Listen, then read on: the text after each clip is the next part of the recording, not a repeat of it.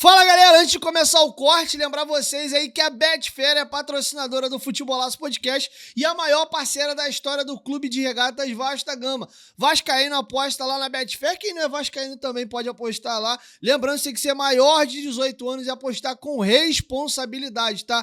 Não vai aí se comprometer, isso não é renda extra, é só um entretenimento. Você pode ganhar, mas também pode perder, beleza? Betfair, parceira do canal Futebolaço Podcast. Agora vamos pro corte. Bom, galera, para começar, queria falar do trabalho do Fábio Carille no momento da informação de que o Carille negociava com o Vasco. E depois, após o Carille ser anunciado, houve muita reclamação da torcida do Vasco nas redes sociais, porque não gostava do treinador, porque ele era retranqueiro, não vinha de um bom trabalho no Santos. Carille não, é defensivo, é retranqueiro, a torcida do Vasco não gosta de times que jogam dessa maneira.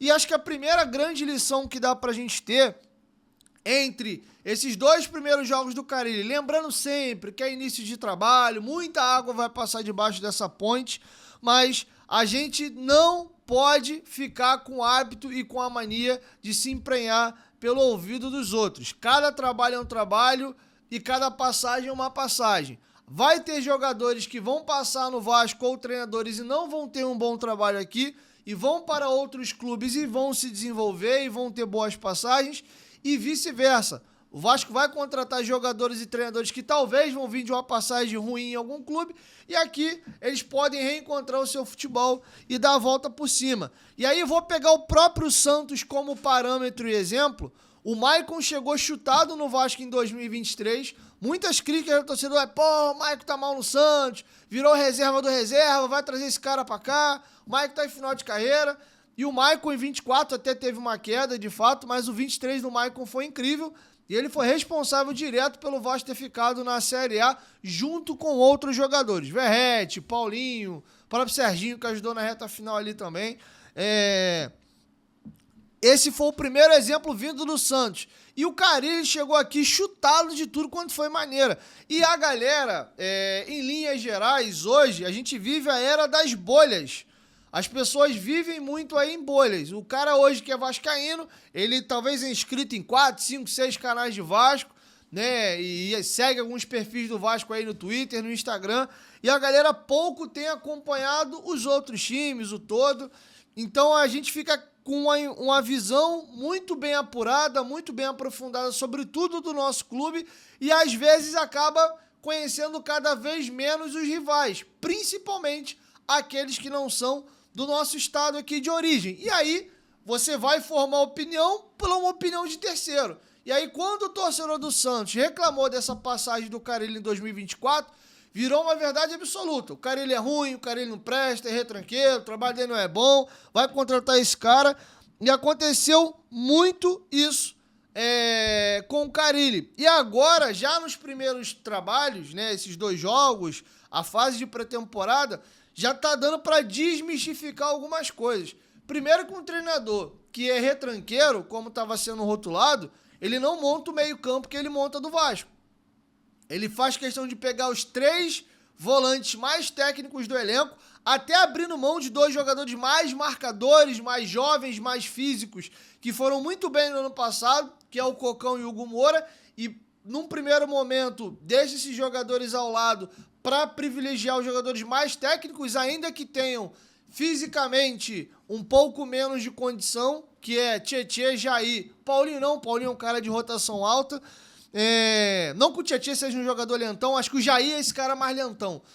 E à frente ele coloca 2 meias ali, Alex Teixeira e Coutinho. Tá longe de ser um técnico retranqueiro. E até aqui, a grande característica do time do Carille é um time de posse de bola, que gosta bem da bola, como brincava o Vanderlei Luxemburgo, que gosta de mastigar essa bola e trabalhar ela bem. Então tá sendo animador, cara. Eu tô gostando aí do primeiro trabalho do Carille. Primeiro que a forma como ele se apresentou, pelo menos a imprensa, tá? Foi um cara muito aberto, não sei até que ponto ele também não veio escaldado pela pancada que ele tomou no Santos e meio queria limpar um pouco a barra e a imagem dele.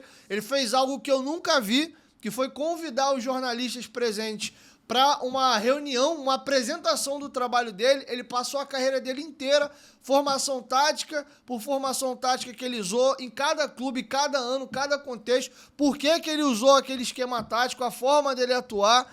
foi muito interessante. E todos os profissionais, sem exceção, que têm contato hoje com ele no Vasco, seja os que já estavam lá e, naturalmente, os que chegaram junto com ele, muitos elogios. Um cara aberto, um cara dedicado ao extremo ao trabalho, um cara que aceita a sugestão e gosta de construir a várias mãos. Então não é um trabalho 100% autoral. Ele está aberto, inclusive, para conversar com os jogadores, para ouvir sugestões, o que eles estão achando.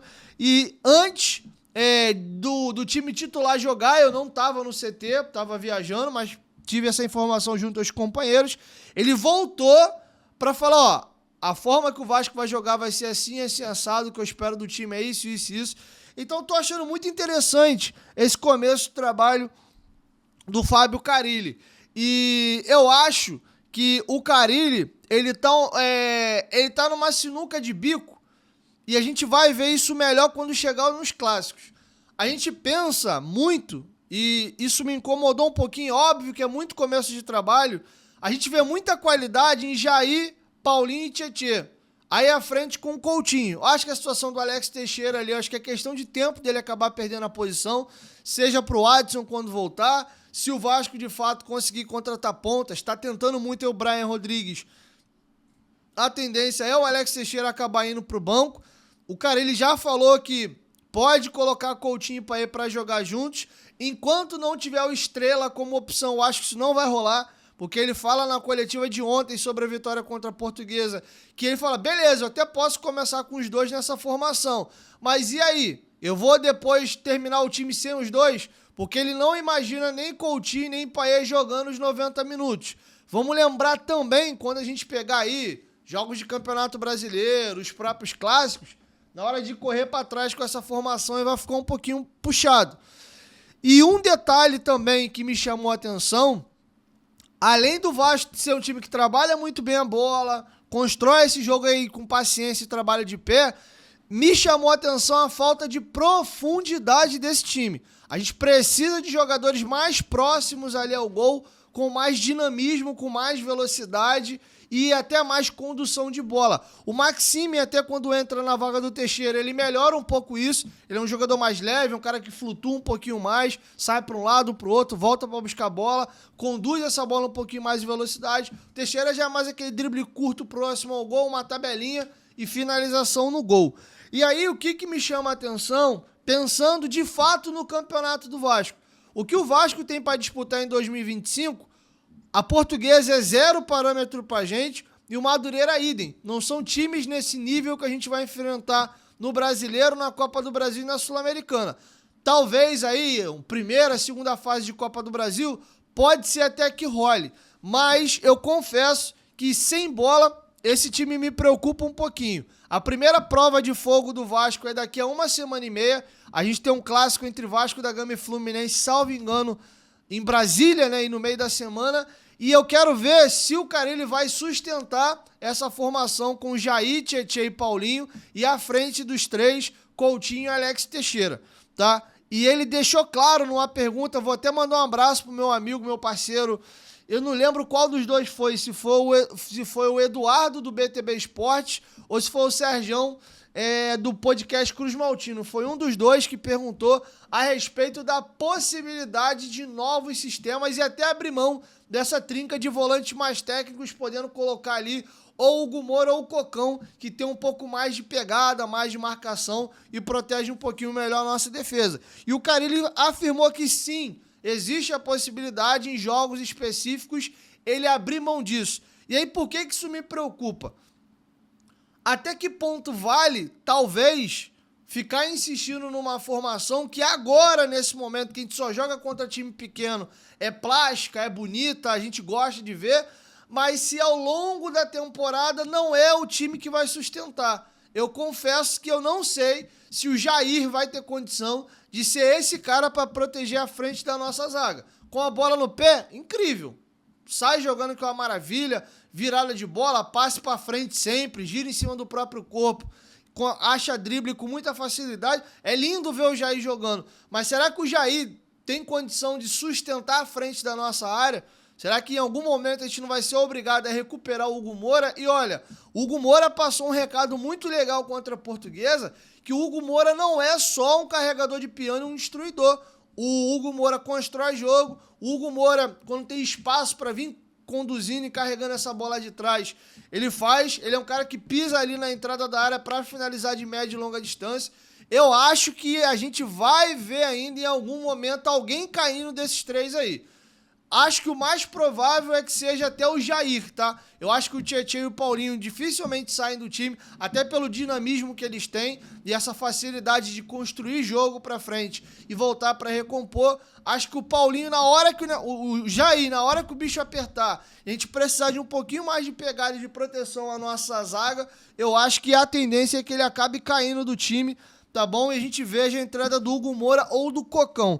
E aí, galera, curtiu o corte? Aproveita dessa moral, se inscreve aí no canal. Novos episódios vão ao ar entre 1 e 2 vezes por semana e os cortes estão aqui no canal todos os dias. Muito obrigado, espero que vocês tenham gostado do nosso conteúdo. Dá essa moral, se inscreva aí no canal e até o próximo episódio ou próximo corte.